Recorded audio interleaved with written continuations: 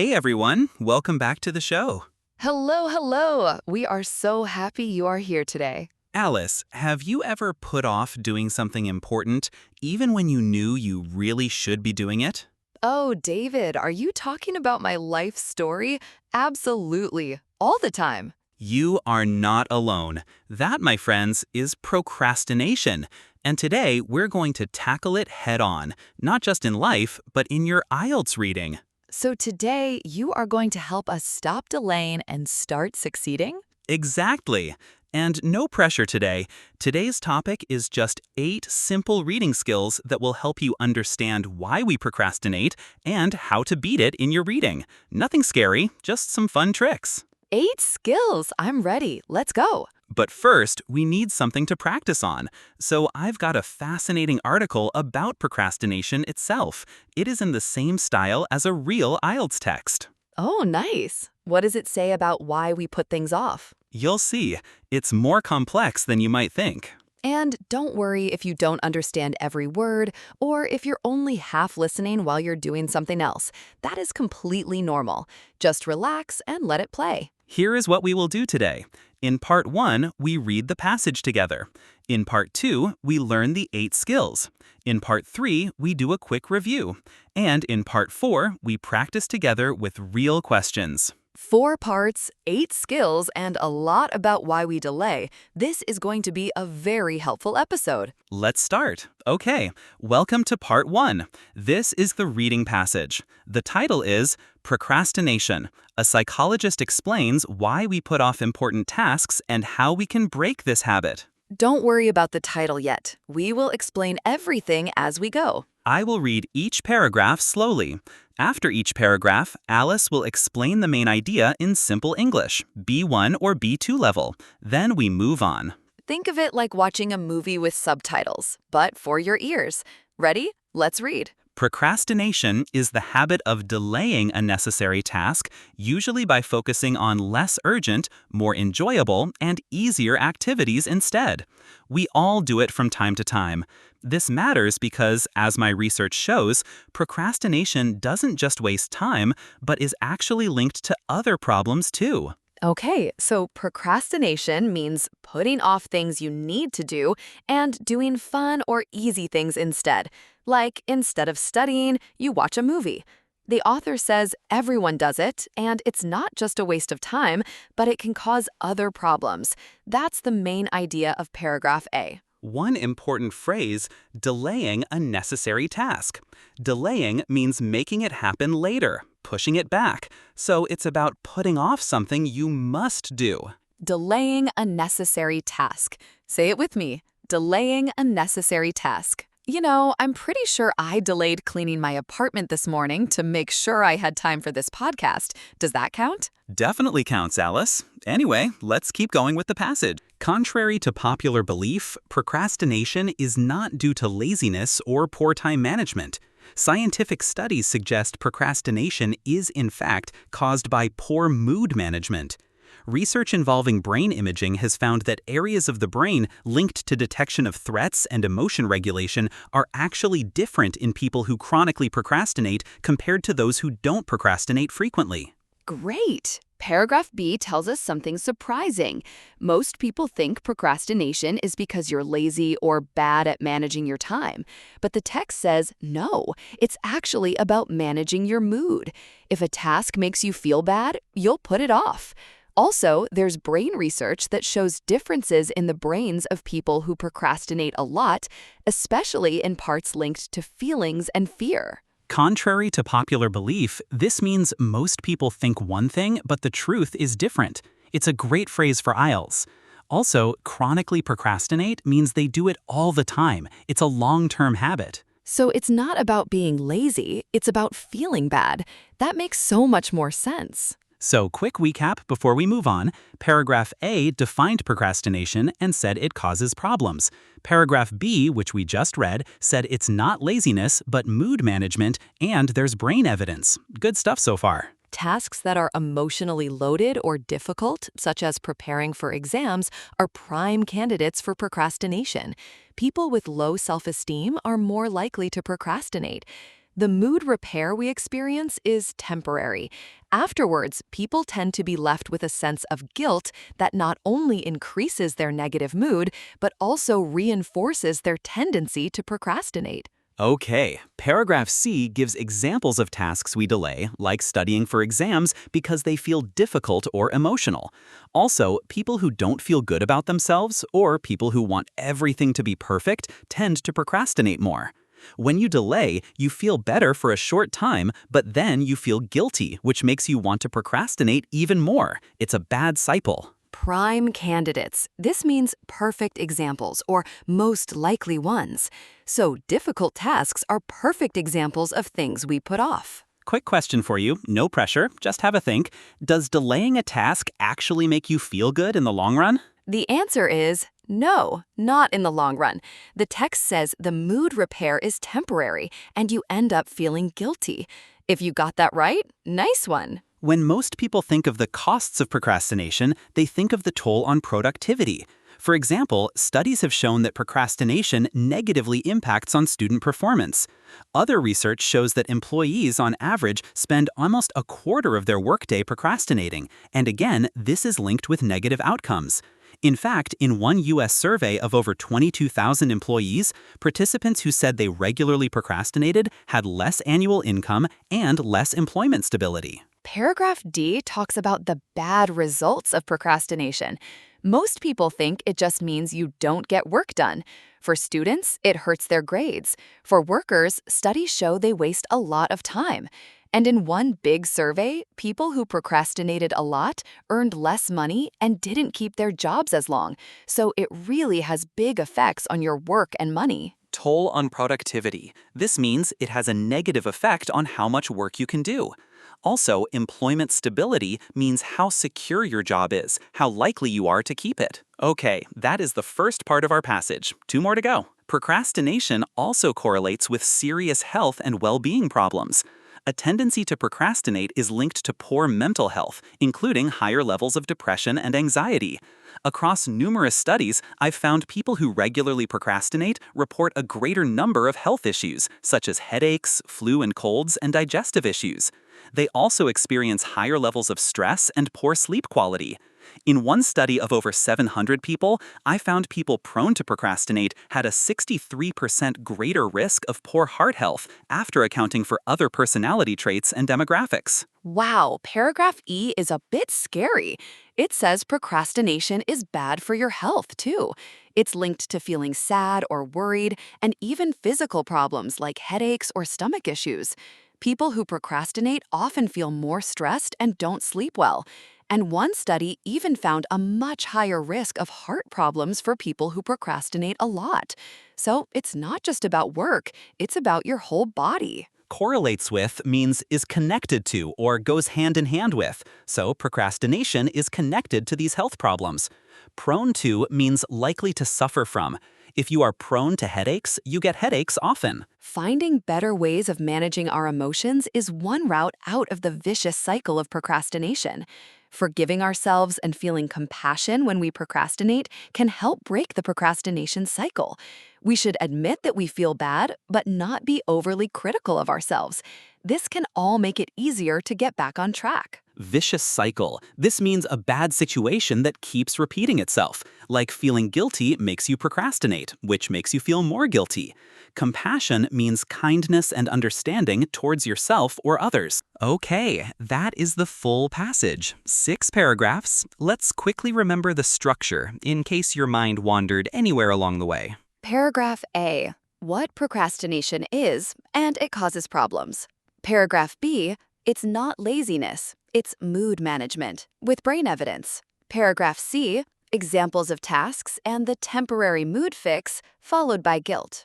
Paragraph D. How it affects work, students, and income. Paragraph E. How it affects health and well-being. Paragraph F. Solutions, manage emotions, forgive yourself. So, that was our reading passage. How did you feel? Did you catch most of it? If you didn't catch everything, that is completely normal, especially if you were half listening while doing something else. The goal was never to understand every single word. The goal was just to get the general shape of each paragraph. definition, causes, examples, work effects, health effects, solutions. If you remember those main points, you have already done something very useful. And now we are going to learn the 8 skills that help you read any passage like this faster and more confidently. Let's go to part 2. Welcome to part 2. This is the main part of today's episode, the 8 reading skills. 8 skills you can use in your next IELTS exam or even in everyday English reading. Are you ready? Let's begin with skill 1. Okay, skill number 1, David? Skill number 1. Skim the whole passage first before you read carefully. Skim? You mean read it fast? Yes, very fast. Don't stop for difficult words. Just get the general idea of each paragraph. So for our procrastination passage, what's the general idea? Paragraph A introduces the problem. Paragraph B gives the true cause. Paragraph C gives more details and effects. Paragraph D and E give the negative impacts. Paragraph F gives solutions. Oh, so it's basically problem, cause, details, impacts, solutions.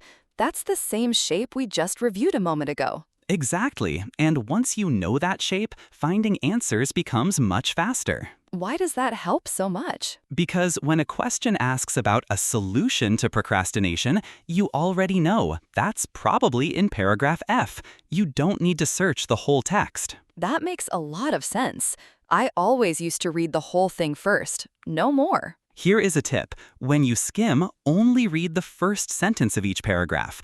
That sentence usually tells you what the paragraph is about. Say this with me. Skim first. Skill number 2. Always read the questions first before you scan for answers. Wait, isn't that obvious? You'd think so, but many students start reading the passage in detail before they even know what they're looking for. Ah, so they waste time reading things they don't need. Exactly. If the question asks about neurological evidence, you already know which words to look for. So the question guides the reading, not the other way around. Perfectly said. The question is your map. Read the map before you start walking. The question is your map. Say it with me. The question is your map. Okay, skill 3. Scan for keywords. Don't read every word. Let your eyes jump to the important ones. What counts as a keyword? Names, numbers, dates, and unusual words. For example, in our passage, brain imaging, U.S. survey, U.S. $15,000, and 63%. So if a question asks about a specific percentage, I just scan for numbers? Exactly. Your eyes move down the page quickly, like a camera, looking for the important things. Like a camera. My eyes are a camera. I love that. Numbers and dates are always easy to spot. If a question mentions 22,000 employees, your eyes will find it very quickly. All right, quick pit stop. So far we've got skim first, questions are your map, and now eyes like a camera for keywords. 3 down, 5 to go. Skill 4 is a really useful one. Watch for paraphrasing. What do you mean by paraphrasing? The question will almost never use the exact same words as the passage. It will use synonyms instead. Can you give me an example from our procrastination passage? Sure. The passage says delaying a necessary task. A question might say putting off an important job. Oh, delaying becomes putting off, and necessary task becomes important job. Exactly. Same meaning, different words. That sounds hard. It gets easier with practice, honestly. The skill is simply don't look for the same words. Look for the same meaning. Say that again, David. I want to remember it. Don't look for the same words. Look for the same meaning. Don't look for the same words. Look for the same meaning. Say it with me.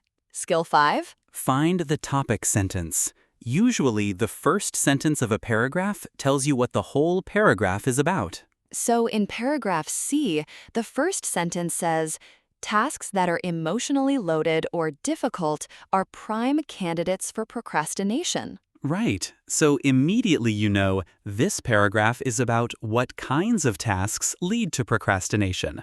So I don't need to read the whole paragraph carefully unless the question is about types of tasks? Exactly right. The topic sentence is like a sign on a door. It tells you what is inside before you open the door. Let's practice. Listen to this first sentence.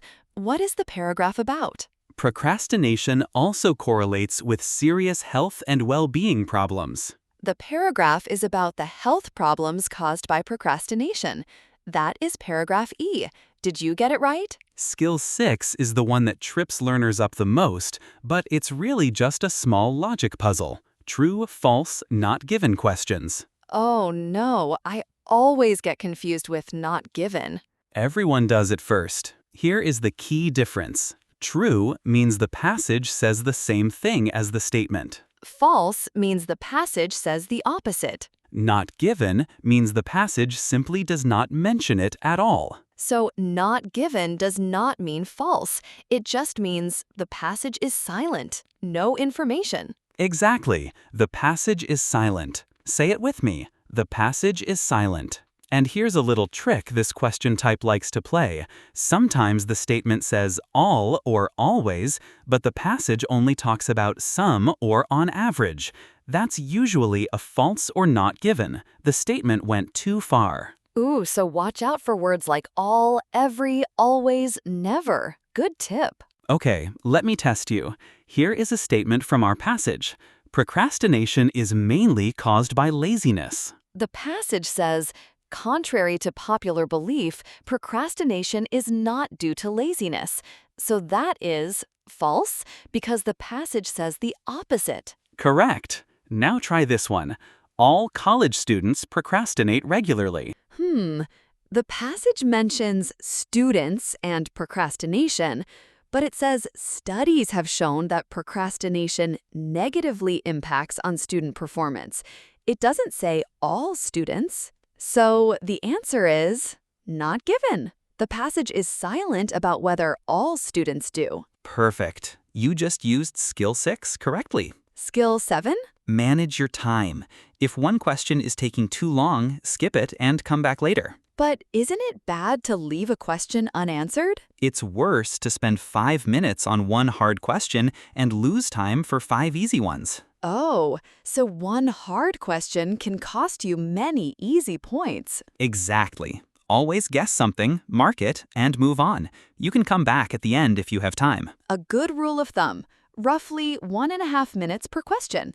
If you're still stuck after that, move on and come back later. And our last skill, skill 8, guess unknown words from context. You will never know every word, and that is completely normal. Oh, that is so good to hear. For example, imagine you don't know the word misconduct in our passage, but the sentence talks about students who procrastinate being more likely to engage in study-related misconduct, such as cheating and plagiarism. So I can guess misconduct must be something bad that students do, like cheating.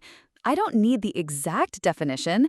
I just need enough to understand the sentence. Exactly. Context is the words around the unknown word. Use those words as clues. Say this with me. Use context clues. And that is skill 8, and all 8 skills done. Wow, 8 skills. That was a lot. But I feel much more confident now about tackling a text like that. You should. These are real practical skills that every good IELTS reader uses. And the important thing is, these skills work together. Skim. Read the questions. Scan for key words. Watch for paraphrasing. Topic sentence. True, false, not given. Time management. Context clues. They are a team. All 8 working together. Let's go review them quickly. Okay, Alice, I'm going to quiz you. Skill 1. What do we do first? Read every single word very carefully from beginning to end? No, that's the opposite. Skim first. Get the big picture. Right. Skim first. I knew that. Okay, my turn to ask you. What's skill 2? Skill 2. Read the questions before you scan. The question is your map. Good one. All right, what about skill 3? Skill 3. Scan for keywords, not full sentences. Eyes like a camera. Perfect. Now for the tricky one, skill 4. What should we always look for? Skill 4 is paraphrasing. Don't look for the same words, look for the same meaning. You got that one. Okay, what's a quick way to understand a paragraph? Skill 5? Find the topic sentence, usually the first one. It's like a sign on a door. And skill 6, the one everyone gets confused by, true, false, not given. True means same, false means opposite, not given means silent. Phew. Okay, skill 7, what if I get stuck? Manage your time, move on, and come back later. And finally, skill 8, what if I don't know a word? Guess unknown words from context. Use context clues. 8 skills! I think I got them all this time. Well, almost. You nearly said read every word at the start. That one doesn't count. I was warming up. 8 skills reviewed, quickly and clearly. Remember, you don't need to memorize the names. You need to do them. Skills are actions, not words. Now, the most important part, putting the skills into action. Let's go to part 4. Welcome to part 4, practice time. We are going to use our passage about procrastination. Remember, the one about the problem, the cause, the impacts, and the solutions. And I will ask you real exam-style questions. Try to answer before we give you the answer if you can. Say it out loud if you like. No pressure though, just listening carefully works too. After each question, we pause, then we go back to the passage, look at the exact line, and explain the answer. Statement 1. Procrastination is mainly caused by laziness. Is this true, false, or not given? Let's look back at paragraph B. The passage said, contrary to popular belief, procrastination is not due to laziness or poor time management. Our statement says it is mainly caused by laziness, which is the exact opposite of what the passage states. So the answer is false. Statement 2. Neurological evidence shows a link between procrastination and emotion regulation. Is this true, false, or not given? Let's go back to paragraph B. The passage literally says, research involving brain imaging has found that areas of the brain linked to detection of threats and emotion regulation are actually different in people who chronically procrastinate.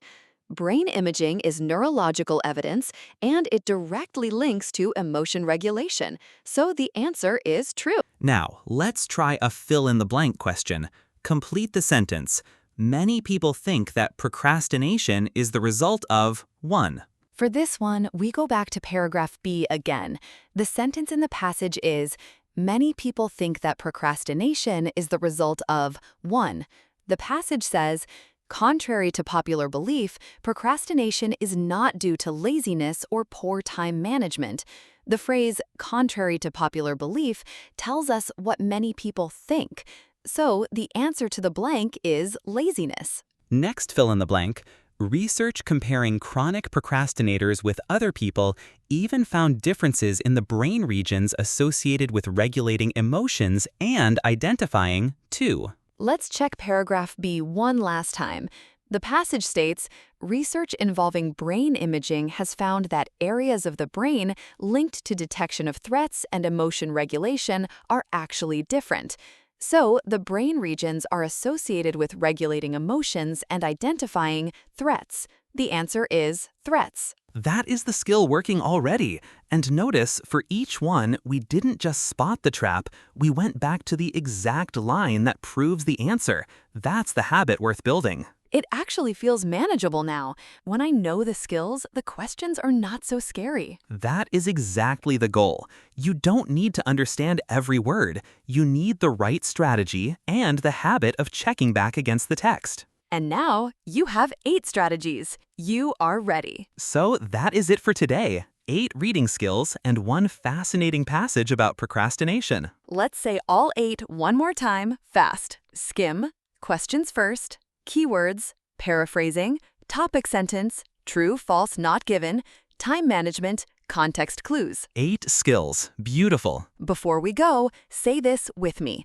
I have the right strategy. I have the right strategy. I have the right strategy. Say it one more time if you like, because it's true. Oh, before we go, one last fun fact about procrastination. Did you know that some studies suggest that around 80% to 95% of college students procrastinate regularly? You are definitely not alone. Take that little fact with you. Until next time, keep reading, keep practicing, and trust the process. Bye, everyone. Bye-bye.